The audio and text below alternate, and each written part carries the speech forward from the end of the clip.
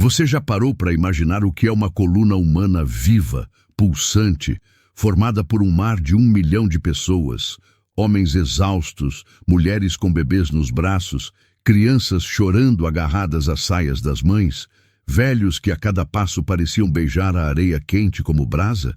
Êxodo 12:37 revela um número quase inimaginável: 600 mil homens a pé, sem contar as mulheres e crianças. Não estamos falando de uma família que escapa às pressas pela porta dos fundos de um palácio. Estamos falando de uma nação inteira que ousou se levantar contra o maior império da Terra. Feche os olhos e veja uma fila indiana que rasgava o deserto por mais de 300 quilômetros. Quando os primeiros pés tocavam a liberdade, além das muralhas do Egito, os últimos ainda contemplavam lá atrás as pirâmides cortando o céu como lanças de pedra. Era mais que uma fuga, era uma migração colossal, uma revolução ambulante. E o que tornava tudo ainda mais improvável era a mistura. Não era um povo puro, homogêneo, uniforme. Entre eles marchavam egípcios arrependidos, núbios que abandonaram as estátuas de pedra dos faraós, líbios, estrangeiros de terras distantes, todos fascinados pelo Deus que humilhou o Egito com 10 pragas que dobraram o orgulho de Faraó. Ali, lado a lado, estavam ricos e pobres, escravos e estrangeiros, cada um falando uma língua diferente, carregando costumes, crenças, panelas, ídolos quebrados, tudo jogado num mesmo redemoinho de poeira e esperança. Era uma Babel ambulante, um turbilhão de gritos, choro, cânticos de vitória, ordens gritadas que se perdiam na ventania. E tudo isso avançando por um cenário que parecia amaldiçoado. Um deserto escaldante onde até a areia queimava como brasa viva. Cada grão parecia sussurrar que ninguém sobreviveria ali. E ainda assim, aquela multidão avançava, sem poços, sem muralhas, sem cidades, sem exércitos para protegê-los. Apenas um líder e uma promessa. Como sobreviveriam? Como não morreriam de sede, de fome, de medo? A resposta para esse mistério começaria a se revelar passo a passo, dia após dia, em meio a milagres que até hoje ecoam pela eternidade. Moisés não tinha à sua disposição carros de guerra, cavalaria veloz, satélites espiões ou rádios para enviar ordens secretas. Não havia mapas precisos, drones para vigiar as dunas, nem torres de vigia para antecipar o perigo. Tudo o que ele tinha era uma voz vinda do céu, e isso era mais poderoso que qualquer arsenal terrestre. Números capítulo 2 revela que Deus não permitiu improvisos no meio do caos. Cada detalhe da organização foi desenhado como um tabuleiro divino, onde cada peça sabia exatamente onde se encaixar. Cada tribo ocupava um lugar fixo, acampava de forma milimetricamente calculada ao redor do tabernáculo, o coração pulsante de Israel. E não era um acampamento de barracas caóticas jogadas sobre a areia. Era uma arquitetura viva, um exército sagrado pronto a se mover ao sinal de uma trombeta ou ao clarão do fogo que rasgava a noite. No leste, Judá, Issacar e Zebulon erguiam suas bandeiras, seus estandartes coloridos, suas insígnias tremulando como brasas sob o sol abrasador. Ao sul, Ruben, Simeão e Gade guardavam o flanco, vigilantes. No oeste, Efraim, Manassés e Benjamim faziam a retaguarda parecer inexpugnável. E no norte, Dan, Aser e Naftali fechavam o círculo como muralhas humanas, prontas para erguer as lanças se necessário. E no centro, como uma joia intocável, erguia-se o tabernáculo, o lugar onde o céu tocava a terra. Os levitas, a tribo escolhida, desmontavam cada peça com precisão reverente. Eles não eram simples carregadores, eram guardiões dos segredos de Deus, homens que sabiam que um deslize custava vidas. Colocavam sobre seus ombros as tábuas da lei, as cortinas sagradas, os utensílios que jamais poderiam ser profanados. Quando a coluna de fumaça se erguia durante o dia, era hora de levantar acampamento. Quando o fogo ardia na noite escura, o povo sabia. Deus estava ali, marchando à frente. Eles não precisavam de bússolas. O céu era o mapa. Trombetas cortavam o vento quente, chamando tribo após tribo, como se fosse uma sinfonia de obediência. Mas que ninguém se engane, essa ordem majestosa não surgiu do nada. Antes de marcharem como um exército invisível, muitos tombaram. O calor esmagava ossos, a areia queimava pés descalços, a fome testava a fé, a rebeldia queimava como febre. Para que cada tribo encontrasse seu lugar, milhares tiveram que aprender na dor que no deserto, improviso é sentença de morte. Cada bandeira hasteada, cada trombeta tocada, cada passo dado atrás do outro era a lembrança de que a disciplina não era uma escolha. Era uma questão de vida ou morte. E mesmo assim, o que viria depois mostraria que essa disciplina era apenas o alicerce de um milagre ainda maior. Agora feche os olhos por um instante e tente sentir 1 milhão de gargantas secas, uma multidão inteira de lábios rachados, olhos ardendo sob o sol implacável do Sinai, crianças soluçando no colo de mães que já não tinham mais leite, homens arrastando os pés na areia fervente, enquanto cada gota de suor parecia um luxo desperdiçado. Êxodo 15:22 pinta o cenário. 3 dias depois de verem o Mar Vermelho se abrir diante deles como uma muralha líquida, toda aquela gente se viu cercada por dunas, pedras e silêncio, e sem uma gota de água. O desespero virou murmúrio. O que havemos de beber? A pergunta tremulava como uma ameaça no ar pesado, ecoava de tenda em tenda, de clã em clã. Moisés, o homem que falava face a face com Deus, via o povo que acabara de ser liberto agora, quase pronto para matá-lo de sede. E então, num sussurro divino, Deus lhe mostrou algo que, para olhos comuns, não passava de uma árvore. Uma simples árvore, solitária, em Mara, onde as águas eram veneno líquido, amargas, intragáveis, como se cuspidas pelo próprio deserto. Mas quando Moisés lançou aquele tronco nas águas, o impossível aconteceu. A água se tornou doce, pura, viva. Mara, lugar de amargura, virou fonte de esperança. Mas esse seria apenas o primeiro sinal de que a sede nunca teria a palavra final. Êxodo 17:6 revela algo ainda mais assombroso. Em Refidim, Moisés ergue o cajado e golpeia uma rocha. Não um riacho escondido, não uma nascente natural, mas uma pedra seca, muda, como o próprio deserto. E daquela rocha jorrou água.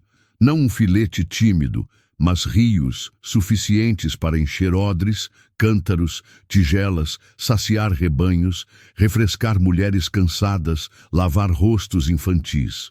1 milhão de vidas, preservadas por uma fonte que brotava onde não havia vida. E Paulo, séculos depois, em 1 Coríntios 10:4, revela o mistério que muitos ignoram. E beberam da mesma pedra espiritual que os seguia, e a pedra era Cristo. Aquela rocha não ficou para trás. Por 40 anos, uma fonte invisível os acompanhava, movendo-se silenciosa como um milagre ambulante, escorrendo água onde o sol queimava tudo em cinzas. Em um lugar onde a chuva era mais rara que ouro puro, cada gota que brotava era uma prova de que o Deus que abre mares também faz brotar rios de dentro de pedras. Assim era, e ainda é, a provisão do Deus que transforma desertos em rios e amargura em doçura. Se a água era um milagre que brotava das rochas, a comida era ainda mais um sinal de que o céu não tinha limite para alimentar a esperança. Êxodo 16:4 registra uma promessa que ainda hoje soa impossível.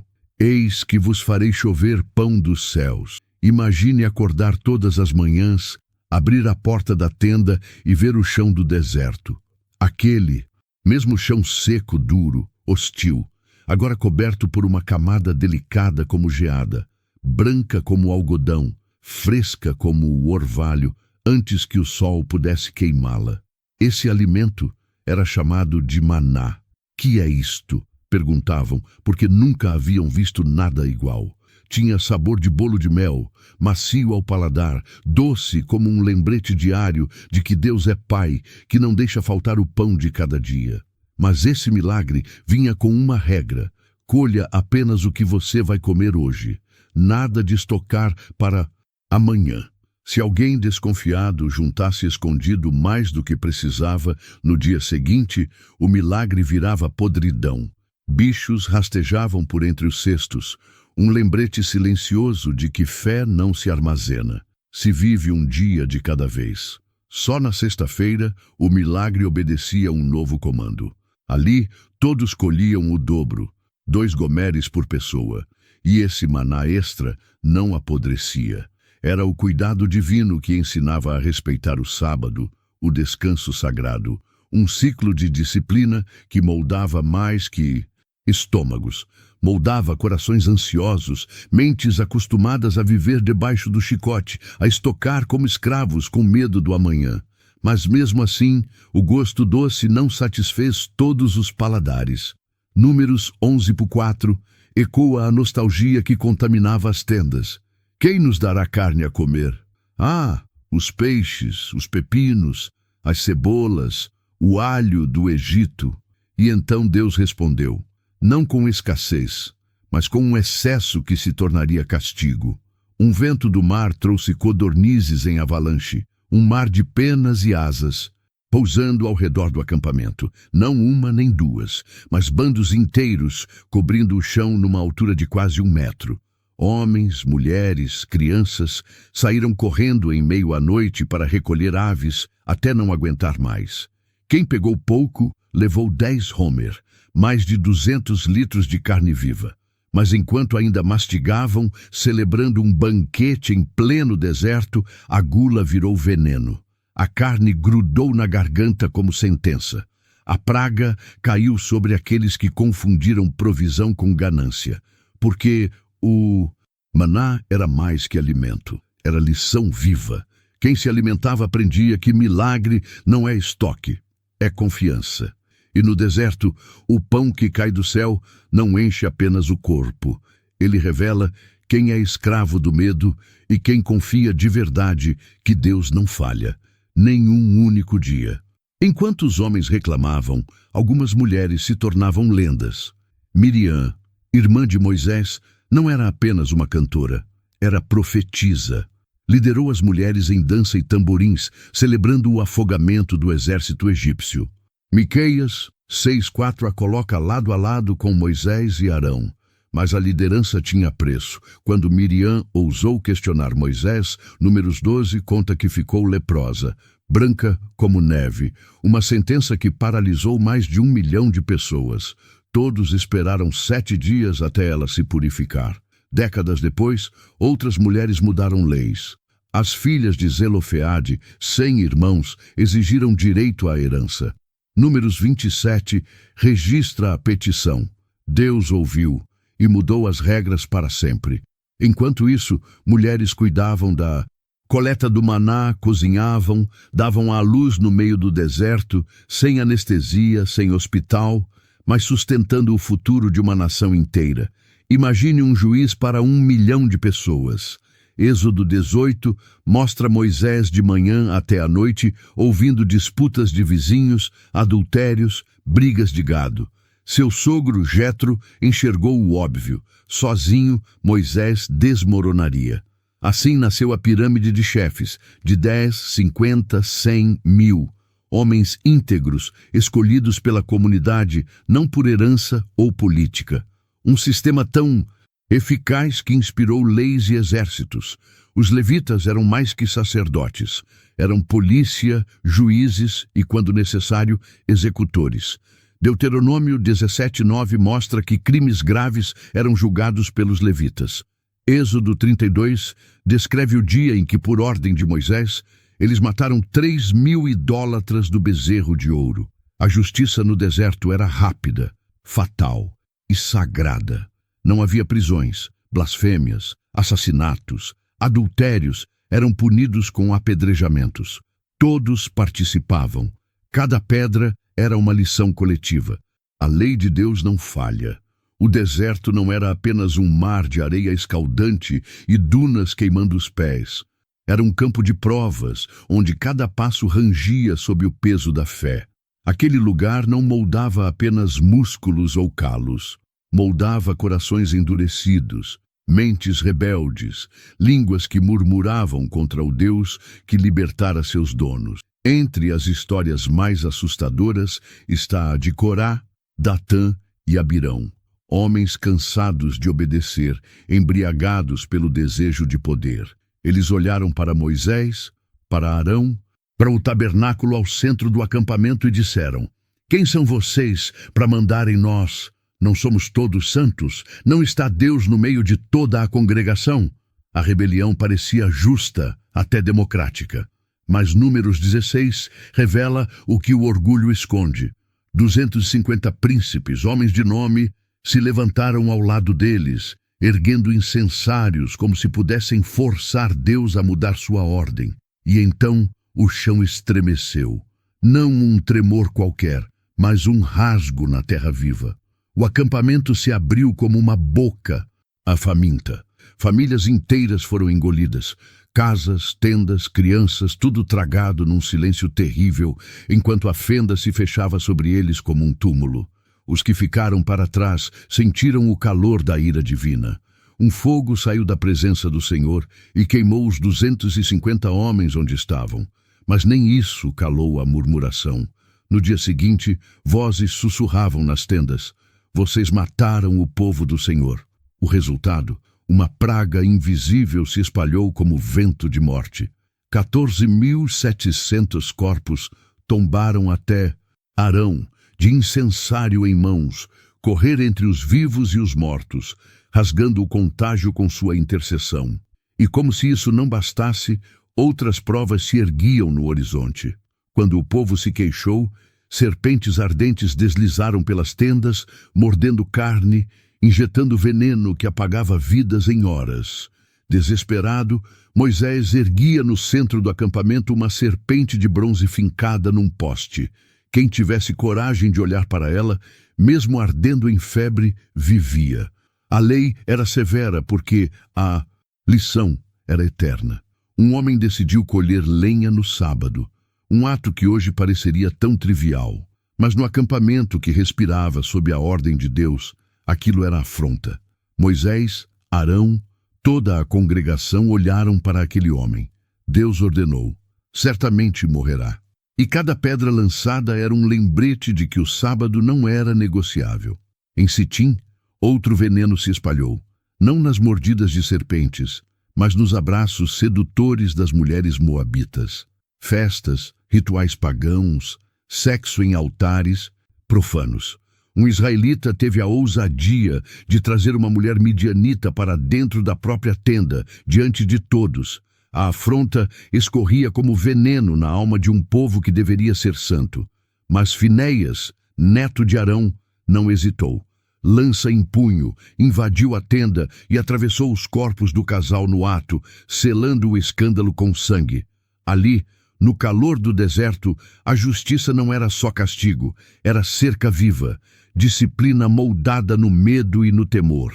Cada execução, cada praga, cada serpente sibilando era o martelo que forjava escravos em guerreiros. Porque aquele povo não era mais um bando de fugitivos, era uma nação sendo talhada, um exército que aprenderia a temer não homens, mas o Deus vivo que os chamava para conquistar o impossível.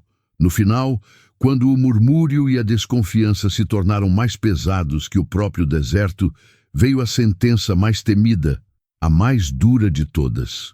Números 14:29 cravou como epitáfio coletivo: "Neste deserto cairão os vossos cadáveres." Não era ameaça vazia, era uma promessa amarga.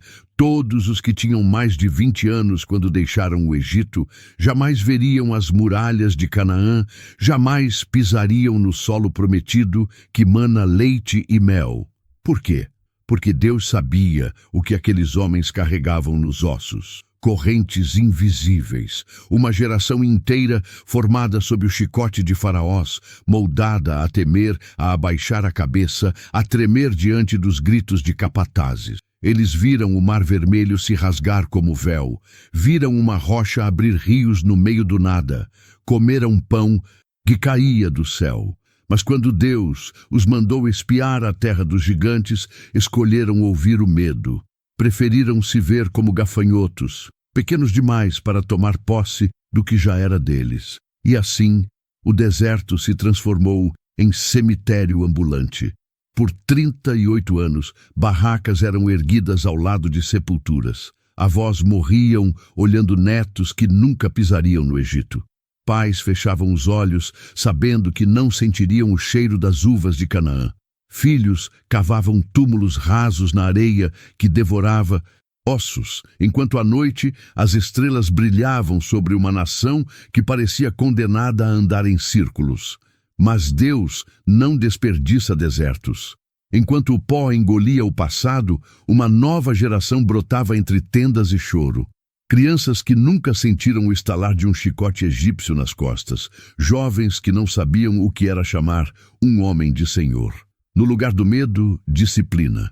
No lugar da escravidão, treinamento militar. No lugar da dúvida, a lei entalhada em pedra e repetida noite e dia.